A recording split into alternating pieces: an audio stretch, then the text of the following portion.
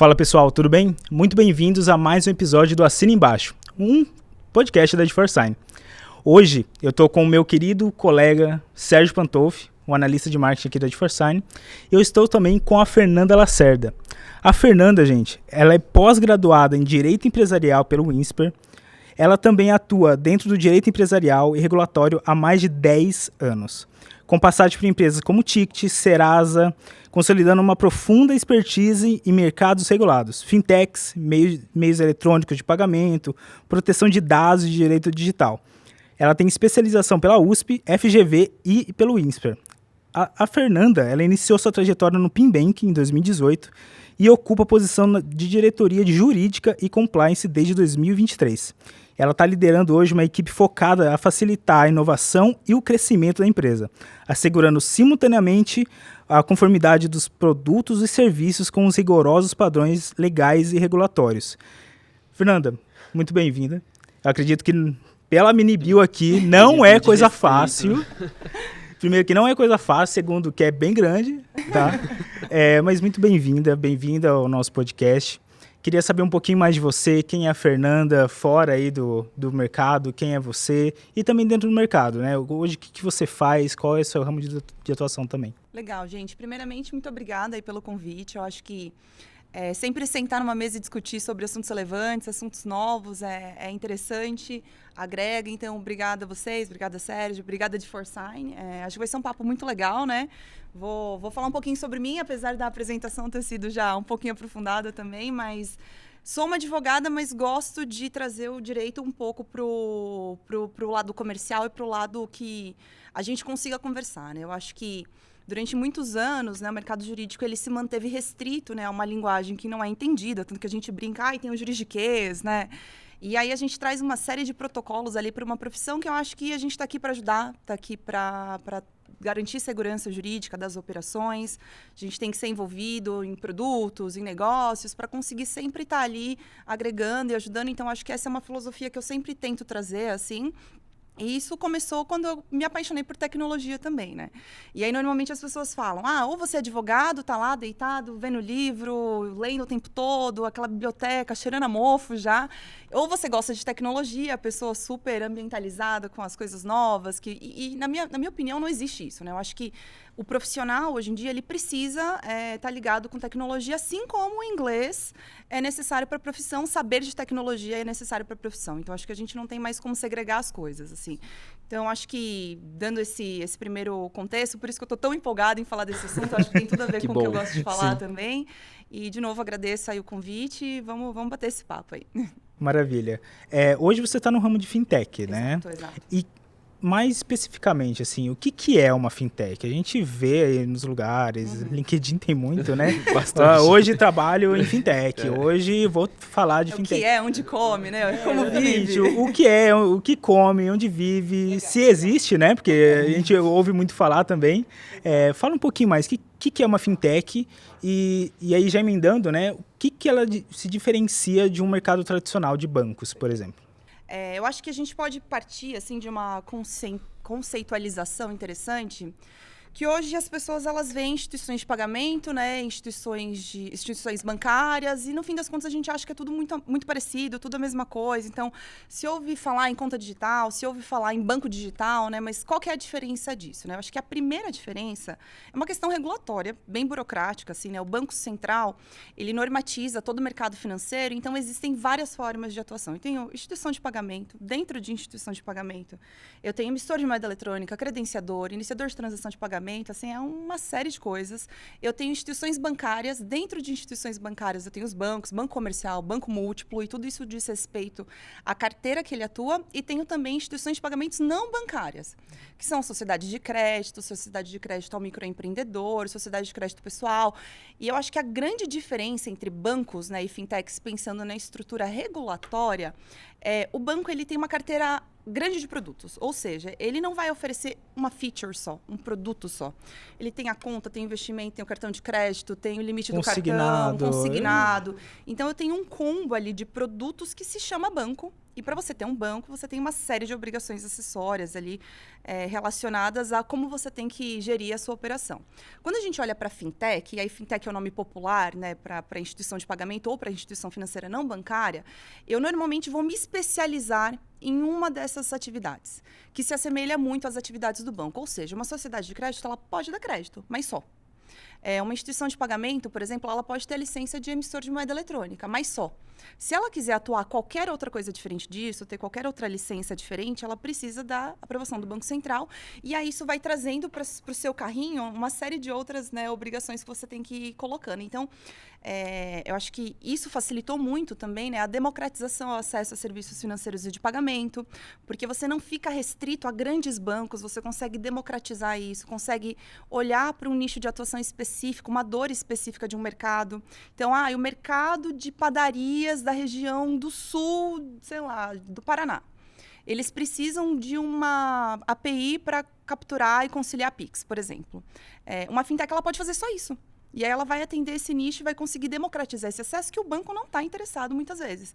Porque ele tem tantos outros produtos que dão mais dinheiro, que conseguem capitalizar muito melhor ou que são mais interessantes para a linha de negócio, que eles acabam não conseguindo chegar nessa dor pequena, né, de segmentos específicos. Então, acho que a grande diferença é essa, né? A IP, né, ou a sociedade de crédito, ou outro tipo de sociedade de instituição não bancária, ela tem essa flexibilidade, porque ela consegue escolher um pedacinho só e ter menos obrigações relacionadas a isso, para garantir apenas aquele produto, diferente de um banco que tem ali aquela estrutura gigantesca, assim. Então, acho que a principal diferença é essa. Elas existem, eu existo, as pessoas trabalham nessas empresas. As pessoas comem lá. É mercado financeiro também. Mas eu acho que é isso. Eu acho muito legal isso que você falou de acessibilidade, né? Dessa abertura de mercado. E aí, vendo na sua concepção, assim, qual é o papel principal das fintechs em geral na questão de acessibilidade e experiência de cliente realmente no Brasil? Porque, um exemplo muito claro que você deu aí, um nicho super específico que uma fintech, né, claramente conseguiria atuar, conseguiria empreender ali. Tem mais exemplos de produtos assim muito específicos? E qual que é esse impacto hoje que você vê no Brasil que as fintechs estão causando?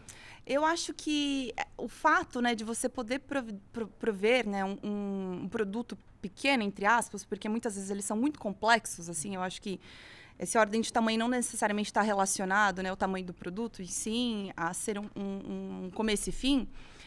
Isso permite com que, enfim, as pessoas se sintam ouvidas, as empresas se sintam acolhidas, né, em algum sentido.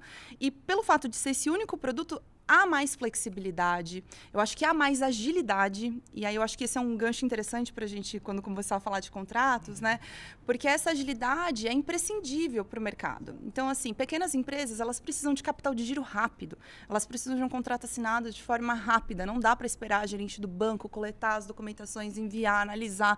Então, tudo isso, eu acho que trouxe para o mercado financeiro no geral, o exemplo do Pix, que eu vi que vocês tiveram um episódio aqui e falaram sobre isso, eu acho que isso traz uma velocidade muito interessante para o mercado que a gente está buscando.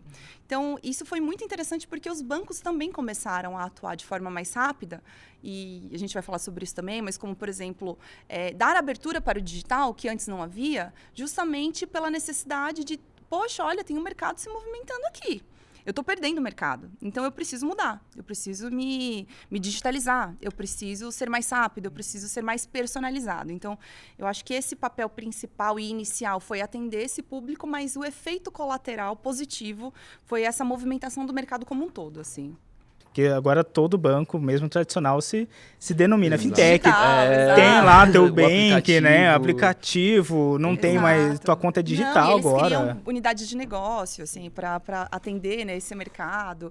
Eu acho que foi um movimento bem interessante que ainda está sendo. Assim, eu acho que ainda tem muita coisa para acontecer. Tem movimentos do Banco Central agora, por exemplo, para falar de stablecoin, né, que é a criptomoeda do Banco Central, né, que ela é oficial. Então, é o real digital, que é o Drex.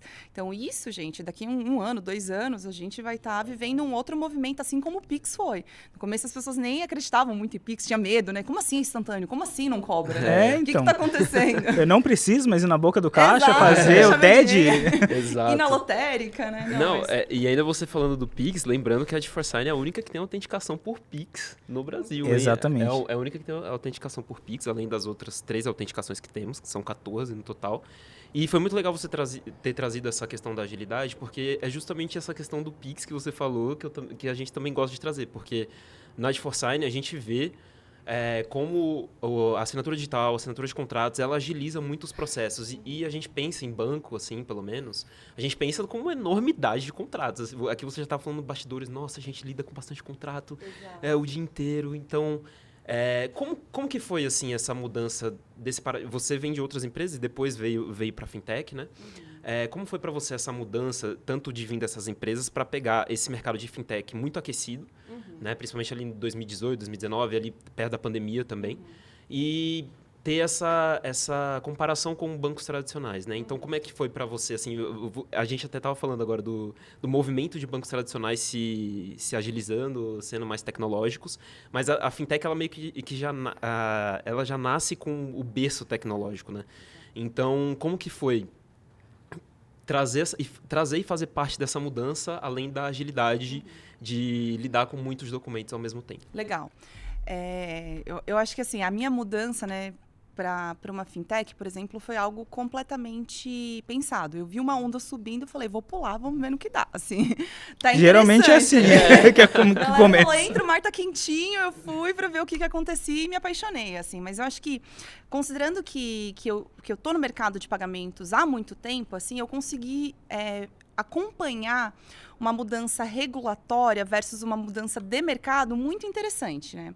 Aí eu vou trazer um pouco de contexto. Se vocês estiverem cansados com sono, vocês me avisam que eu vou falar um pouco de lei agora. A gente tá aprendendo vamos junto. Vou falar de resolução, aquele assunto chato. Jurídico não adianta, gente. Por mais moderno que a gente seja, a gente gosta de falar de lei, enfim. Eu acho que dar um pouquinho de pano de fundo, né? Mas existem 2 marcos muito importantes e eu vou fazer um paralelo entre eles, né? Eu acho que para vocês está muito clara a questão da medida provisória, né? 22.0002, lá de 2001, se eu não me engano, né?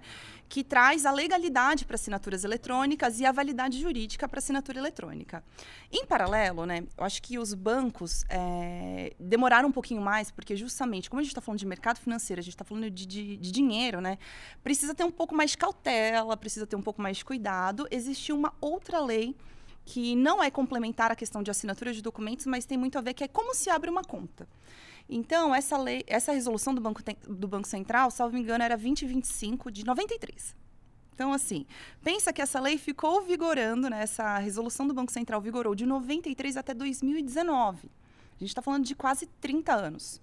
Então, muita coisa mudou. E aí, considerando que essa era a lei, né, a resolução que era aplicável, era necessário que os bancos solicitassem documentos físicos aos correntistas para que eles pudessem fazer a validação, se não é fraude, se aquela pessoa é ela mesma, se tem algum vício, enfim, para conseguir analisar, né, a possibilidade da abertura de conta, e a abertura de conta nada mais é do que a assinatura de um contrato. Então, em 99, fazia muito sentido. Vem cá, me dá seu RG, CPF, comprovante, SIC, né? Sei lá, provavelmente na época, comprovante de endereço, assina esse contrato, vai embora, a conta está aberta. As coisas foram se movimentando. Então, em 2001, eu tive um projeto de lei, né, a medida provisória, para autorizar e dar legalidade à assinatura eletrônica. E essa resolução continuou vigente. E aí os bancos começaram, mas como eu vou conseguir colocar uma assinatura eletrônica se a pessoa tem que vir aqui trazer documento, né? Então, fica meio incongruente. Aí, em 2019, teve a resolução... 2020, se não me engano, a resolução 4753, que revogou essa 2025, que era de 93, trazendo a possibilidade dos bancos não só solicitarem documentos, na verdade, ele tira a necessidade de solicitar documento. Ele fala, você precisa validar a identidade daquela pessoa da forma que você achar mais conveniente e seguro, né? Então, banco de dados, os birôs. Então, a gente conseguiu trazer uma outra possibilidade, que é a abertura de conta online. A abertura de conta online, ela só é viabilizada pela assinatura eletrônica de documentos, ou assinatura digital, enfim. Então, esses dois mercados vão andando ali em paralelo, justamente, eu acho que a lei ela chega um pouquinho depois, né, do que as coisas já estão acontecendo, e é natural, primeiro acontece, depois a lei regula, né, então sempre tem esse déficit de tempo, mas eu acho que isso mostra, né, a importância de como a gente precisa ter segurança nessa digitalização das questões. Então, eu vejo um paralelo muito interessante nesse sentido, porque a gente só conseguiu, de fato, trazer como comum para os bancos e fintechs, né, a abertura de conta e assinatura de documento eletrônico a partir do momento que o Banco Central falou, cara, agora você pode só pedir informação, não precisa mais pedir documento, assim. Então, eu consegui acompanhar tudo isso de perto. Então, primeiro, a gente assina um contrato aqui, mas tem validade, mas o juiz vai questionar. No começo questionava, a gente falava, não, tem validade, está aqui. Então, naquela época, a gente preferia assinar com certificado digital, inclusive, porque é a assinatura digital, validado pelo ICP. É outro órgão validador. Exatamente. Então, nesse primeiro momento foi, não, só via certificado. Agora a gente entendeu que não, tá tudo bem, assim, já tá pacificado, não tem como voltar atrás, né? Então, foi bem interessante acompanhar essa mudança ali de dentro, né? Vendo essas alterações, juiz inicialmente questionando um pouco a validade das assinaturas, depois entendendo, e aí agora, de fato, eu acho que não existe nenhum questionamento nesse sentido, né? Tá tudo muito tranquilo, assim, então foi bem legal. É muito interessante você falar isso do desconfiamento, né, no começo ali, né, porque realmente, bom, na época dava para sentir isso, era muito mais claro, né, eu tenho um papel, aquilo fala que eu tenho um contrato e tá ali minhas assinaturas, tá ali o carimbo do cartório, tá ali, né. Tá, e agora? Eu não tenho mais. Qual é a validade disso, né? Eu não tenho mais algo físico, concreto ali, né? Mas eu tenho minha assinatura eletrônica, existe. Eu faço a validação jurídica de todas as maneiras possíveis por lá. Eu acho que isso aconteceu muito, né? Com as fintechs, com os bancos eletrônicos, métodos de pagamentos. E esse desafio, como que foi, né, no boom? O que aconteceu e como aconteceu, né? Porque é muito impactante hoje a gente ver que qualquer pessoa na rua, você perguntar, pô, tenho Pix, tenho conta eletrônica, tenho meu internet bank aqui, não faz mais, sei lá, 5 anos que eu não vou numa agência, né? Passei lá outro dia só para desbloquear um cartão e olhe lá. E sofre quando tem que ir, né? Exatamente, isso que é o pior. Eles não têm mais, né, o pessoal, e ainda é complicado. Mas como que foi essa mudança de chave, tanto das pessoas quanto das fintechs, de perceber essa confiança? Eu acho que foi uma questão de tentativa e erro, na verdade, no começo, e depois essa repetição, né? Eu acho que no início as pessoas... Ainda tem gente que desconfia, mas eu acho que é a mesma pessoa que desconfia de guardar o dinheiro no banco, né? Provavelmente vai guardar debaixo do colchão, assim, porque acha que é mais seguro, né? Mas a gente vai entendendo que a tecnologia está aqui para ajudar a gente, né? Hoje, por exemplo, não dá para a gente duvidar, por exemplo, que uma validação de endereço, por exemplo, vendo a geolocalização do celular, onde você passa a noite todo dia, quais são as antenas que estão próximas da sua casa que são acionadas, é muito mais seguro do que um comprovante de endereço que pode estar desatualizado, por exemplo. Pode estar editado. Exato, né? pode estar editado, também pode ser antigo, enfim. Eu acho que a tecnologia ela vem se provando confiável em vários aspectos, né? E aí não ia ser diferente com a assinatura eletrônica ou digital de documentos, assim. Então, e isso, né, eu acho que em paralelo com a necessidade de agilidade. Porque a gente precisa criar confiança do mercado, das pessoas, mas também a gente precisa ganhar tempo, né? Acho que hoje em dia não, né? Sempre foi. O tempo é muito importante no banco, por exemplo. Você está fechando um câmbio, por exemplo. Hoje, agora, a taxa do dólar está, sei lá, um número. Pode ser que daqui 1 minuto já tenha aumentado e você tenha que gastar mais, não sei quanto. Então, assim, tem que ser rápido. E aí, a assinatura eletrônica, ela tem, né, essa vantagem de você fechou, assinou, acabou, tá pronto, assim. Você consegue assinar um contrato em 2 minutos, consegue resolver um assunto desse muito rapidamente, assim. Então, acho que necessidade de ganhar tempo, né, que é o que a gente fala sempre em qualquer nível, acho que da nossa sociedade, corporativa ou não, né, a gente precisa de tempo, e também a confiança da tecnologia no modo geral, assim, acho que foram os 2 elementos que corroboraram bastante, assim. Você falou isso de tempo, aí vem uma pergunta mais direta, assim. Você acha que hoje as fintechs, elas conseguiriam existir sem assinatura eletrônica, por exemplo? Nunca. É, assim, completamente impossível, porque começa que as fintechs, elas não têm como, por exemplo, uma agência do banco. Não é necessário e em algumas situações você nem pode ter, porque você só trata com moeda eletrônica. Então, se eu não tenho onde atender o meu cliente, como eu vou coletar a assinatura dele fisicamente? Eu, assim, não consigo imaginar um universo dentre tantos multiversos que existem, pensando numa fintech que você não consiga assinar o documento eletronicamente, assim. Na minha opinião, obviamente, mas eu acho difícil outra forma. E até trazendo um pouco desse lado também das assinaturas eletrônicas e linkando um pouco com a segurança, você tá no time jurídico, né, do PinBank. E aí eu perguntando assim para você também, como que vocês fazem com a questão da segurança e aí para vender que é seguro, para vender que é tranquilo, tanto para o mercado quanto para clientes também.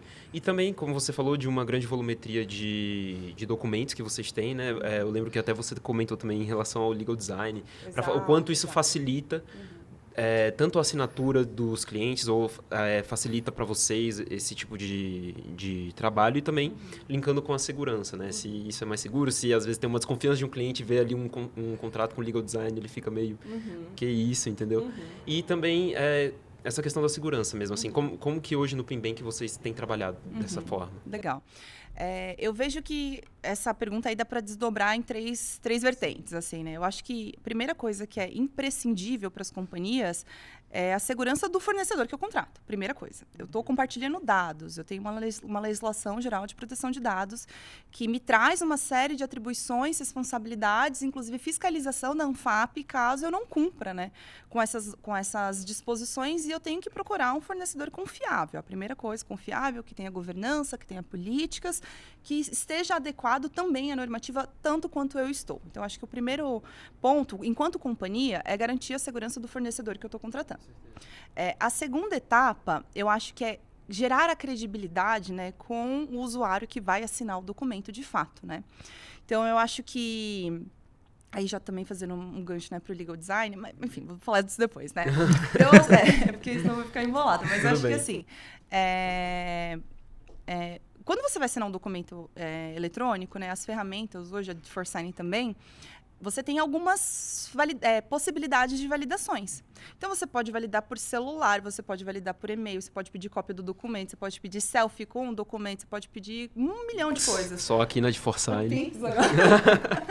Você pode pedir 1 milhão de coisas, e isso, naturalmente, as pessoas vão entendendo, nossa, é seguro, né?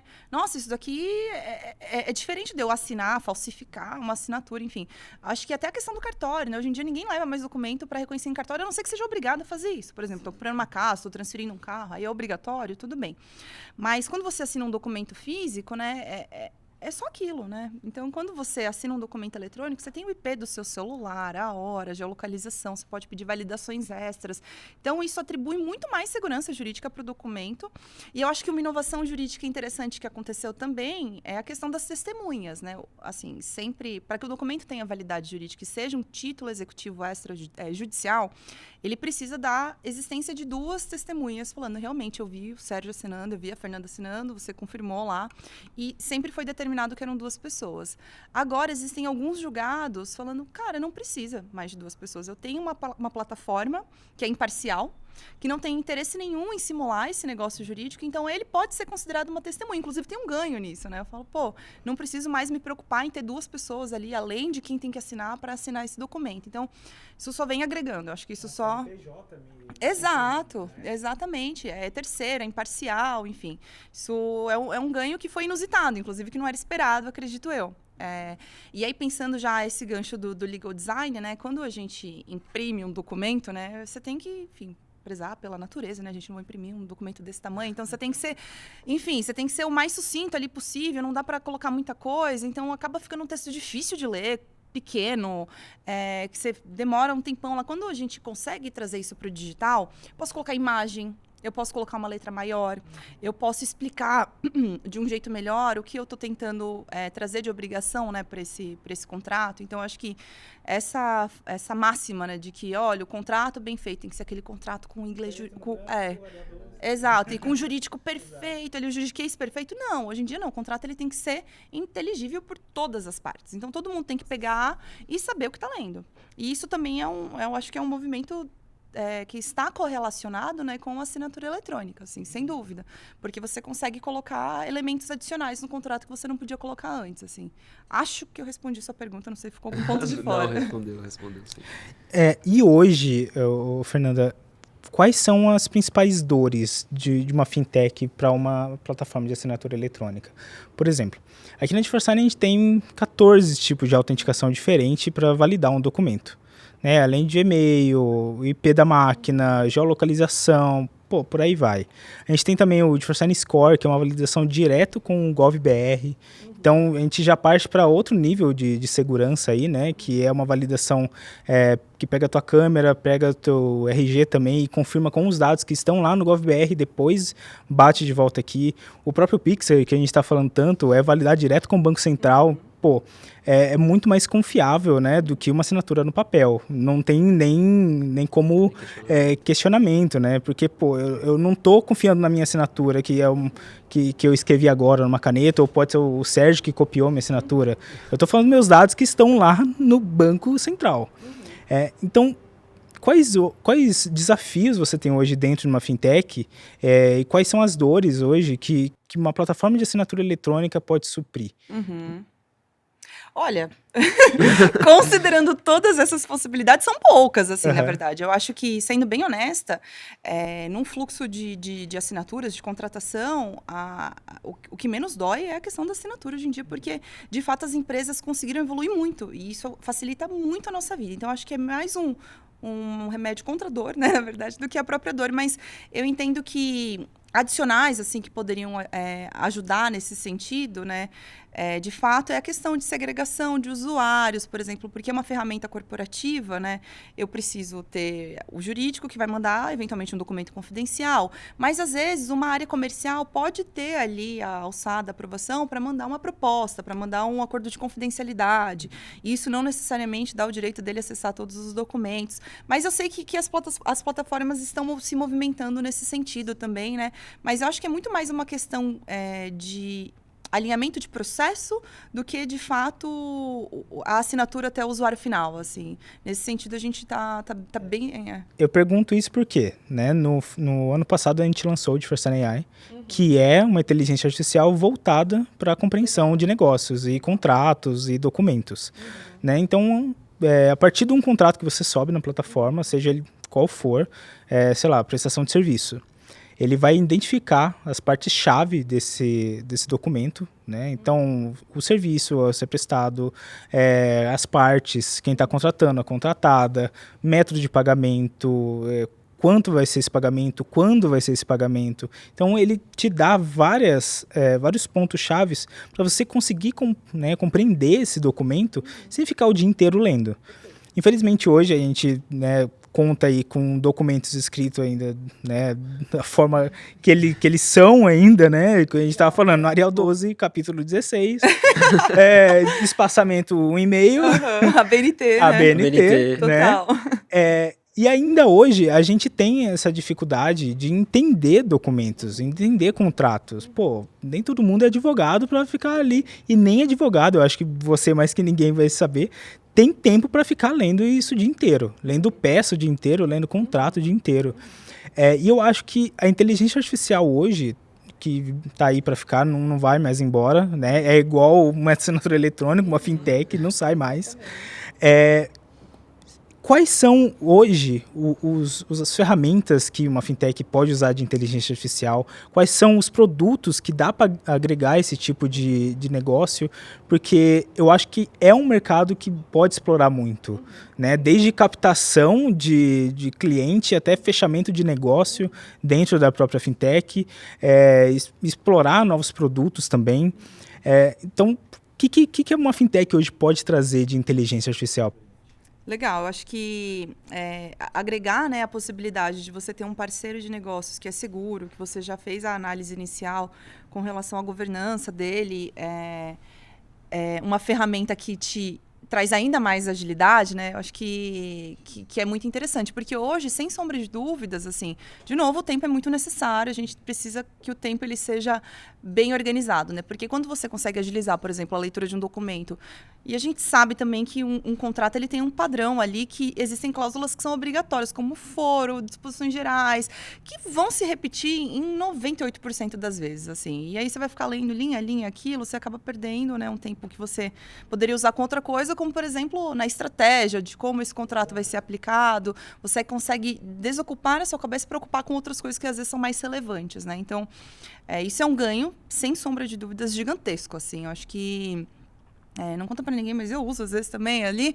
Só que eu não posso usar informações confidenciais, né? Eu posso ajudar ali na facilitação de uma coisa simples, né? Porque eu não vou usar uma ferramenta pública, eu não posso usar uma ferramenta pública para colocar dados de empresa, né? Eu não posso, enfim, compartilhar ali coisas que são relevantes e estratégicas numa ferramenta que não é corporativa. Então, quando você traz isso para uma ferramenta corporativa que já está agregada, né, com uma solução de assinatura, eu acho que e proteção de dados, eu acho que é incrível, assim, e isso para a empresa como um todo mesmo. Como eu te disse, não é só o jurídico que acessa a plataforma.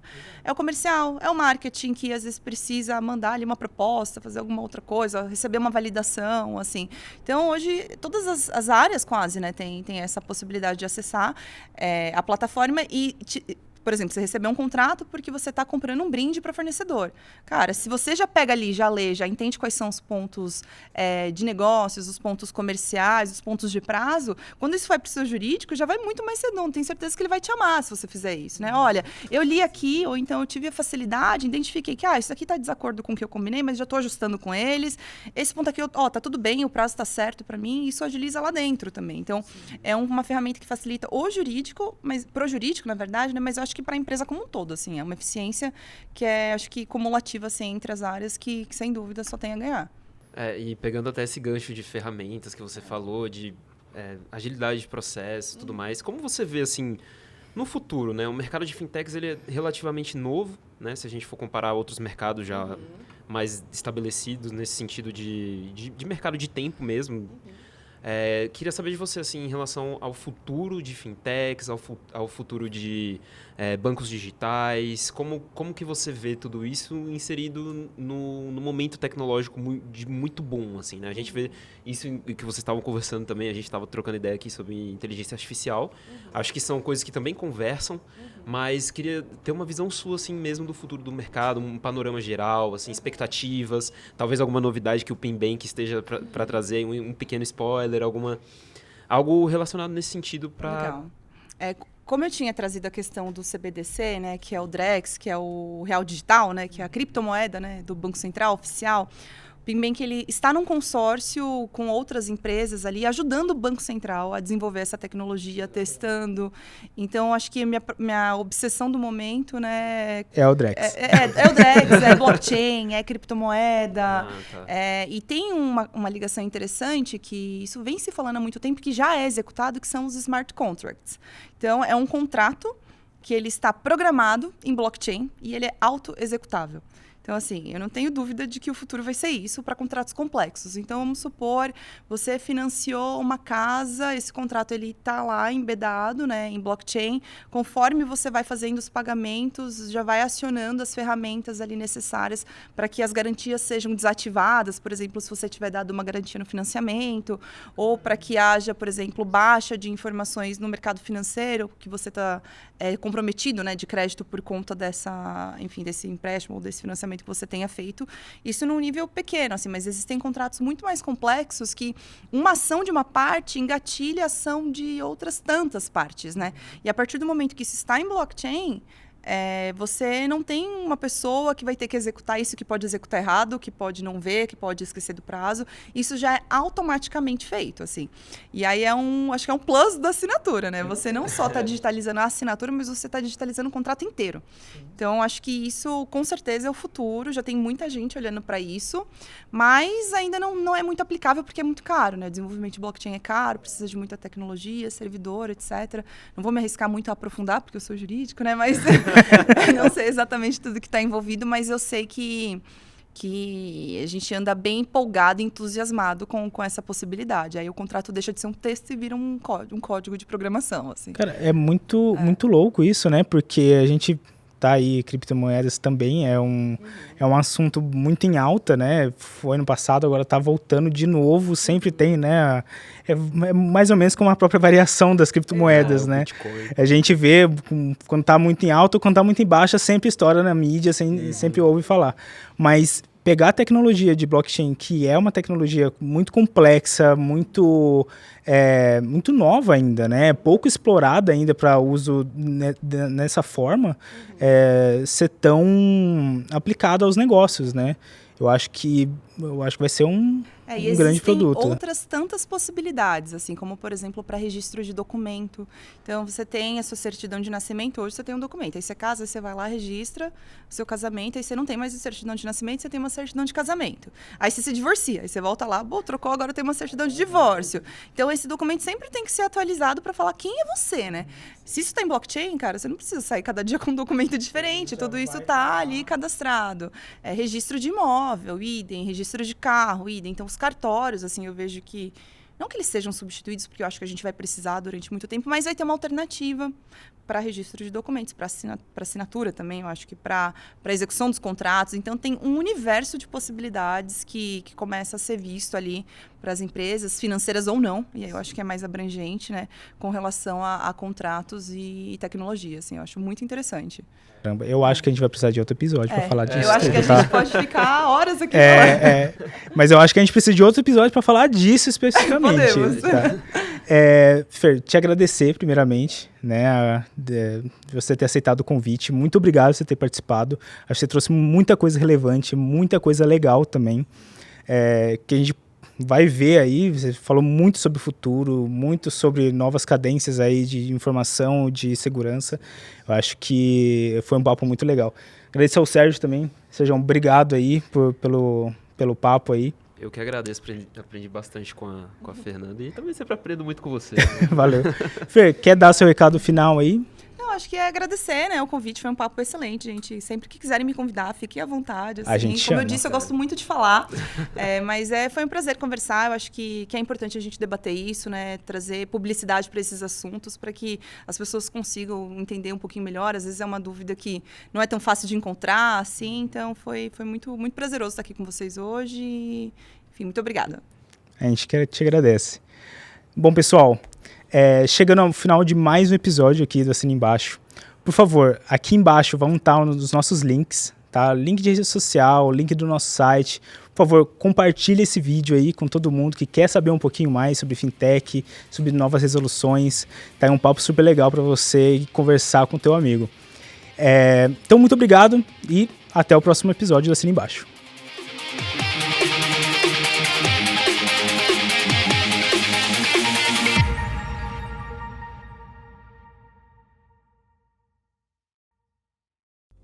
Esse podcast foi editado e produzido pela Sala 37 Filmes. Saiba mais em sala37.com.br.